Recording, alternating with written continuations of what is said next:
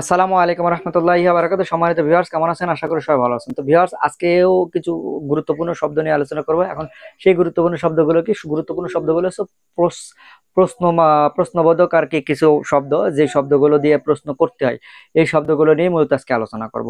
তো ভিউয়ার্স, আপনি যদি আমার চ্যানেলে নতুন হয়ে থাকেন, চ্যানেলটিকে সাবস্ক্রাইব করবেন এবং লাইক দিয়ে পাশে থাকবেন। তো চলুন মূল ভিডিওতে যাওয়া যাক। তো প্রথম নাম্বার যে শব্দ, সেটা ধরেন গিদিয়ে। গিদিয়ে গিদিয়ে মানে কোথায়, গিদিয়ে মানে কোথায়, গিদিয়ে গিদিয়ে গিদিয়ে মানে কোথায়। ধরেন এক্সাক্ট একটা লোকেশন আপনি নির্দেশ করতেছেন, ঠিক আছে? তো সেই ক্ষেত্রে এক্সাক্ট শুধু লোকেশন, যেটা কোনো ডিরেকশন নাই, আসা বা যাওয়া, এরকম ধরনের কোনো ডিরেকশন নাই, শুধু এক্সাক্ট একটা লোকেশনকে বলবেন।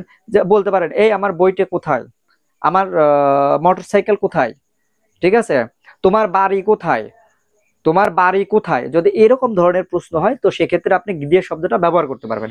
গিদিয়ে গিদিয়ে মানে কোথায়। তারপরে ধরেন কুদা।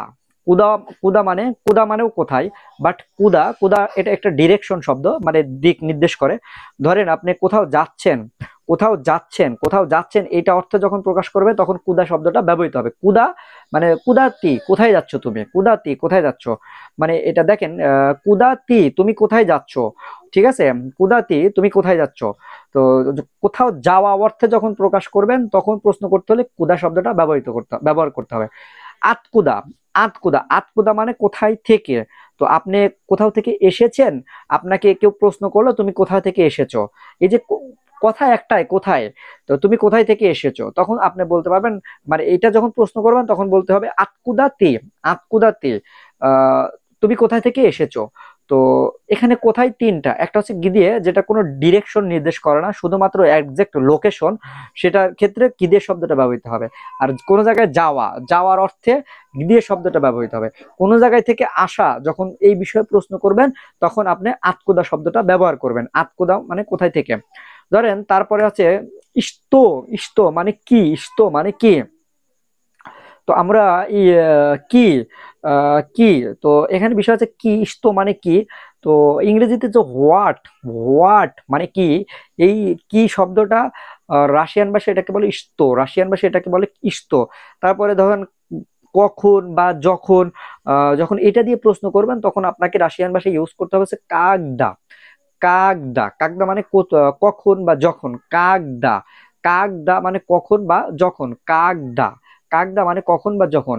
আচ্ছা ধরেন তারপরে কে, কে কাজটা কে করলো, এই যে কে, এই কে দিয়ে যখন প্রশ্ন করবেন, তখন আপনাকে ইউজ করতে হবে কত। কত কত কত মানে কে। কত কত কত মানে কে।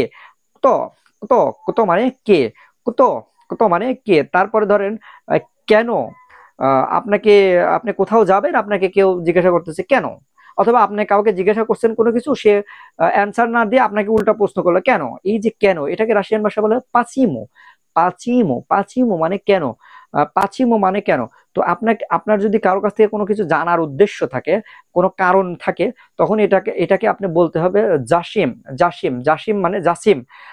জাসিম মানে কিসের জন্য।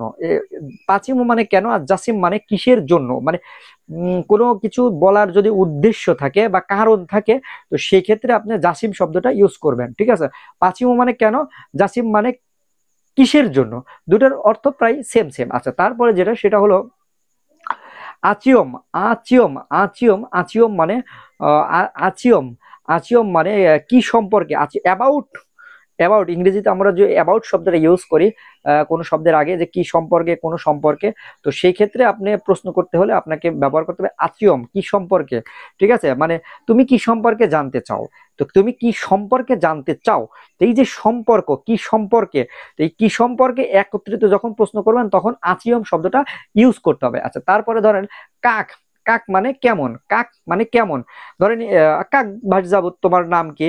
তো এই যে কাক মানে কেমন বা কিভাবে, এই দুইটার অর্থই কিন্তু কাক শব্দ দিয়ে প্রকাশ করে। কাক কিভাবে এবং কেমন, এই দুইটা শব্দ দিয়েই কিন্তু এই দুইটা শব্দ একটা শব্দ দিয়ে প্রকাশ করে, সেটা হচ্ছে কাক। আচ্ছা তারপরে হচ্ছে কামো। কামো কামো এটা আসলে মূলত কেসের কারণে হয়, যদিও এটা ডিরেক্ট নমিনেটিভ কেসের না, এটা হচ্ছে কেসের কারণে হয়। কামো কামো মানে কামো মানে কার কাছে, কামো মানে কার কাছে, ঠিক আছে, কামো মানে কার কাছে। তো এই যে প্রশ্নবোধক যে শব্দগুলো, এগুলো কিন্তু আপনাদের জানতে হবে। তো এগুলো জাস্ট আমি সিম্পল একটা ধারণা দিলাম। ইউটিউবে তো আসলে ওইভাবে ডিটেলস আলোচনা করা হয় না, তো ডিটেলস আলোচনা করি আমার রাশিয়ান ভাষা শিক্ষার কোচিং এ। তো আপনারা যারা কোচিং করতে আগ্রহী তারা সরাসরি আমার স্ক্রিনে দেওয়া হোয়াটসঅ্যাপ নাম্বারে যোগাযোগ করবেন। মনে রাখবেন আগামী 25 তারিখে আমার একটা অনলাইন ফ্রি সেমিনার ক্লাস আছে, যে কেউ অ্যাড হতে পারবেন, কোনো টাকা পয়সা লাগবে না। তো সবাই ভালো থাকুন, সুস্থ থাকুন, আল্লাহ হাফেজ।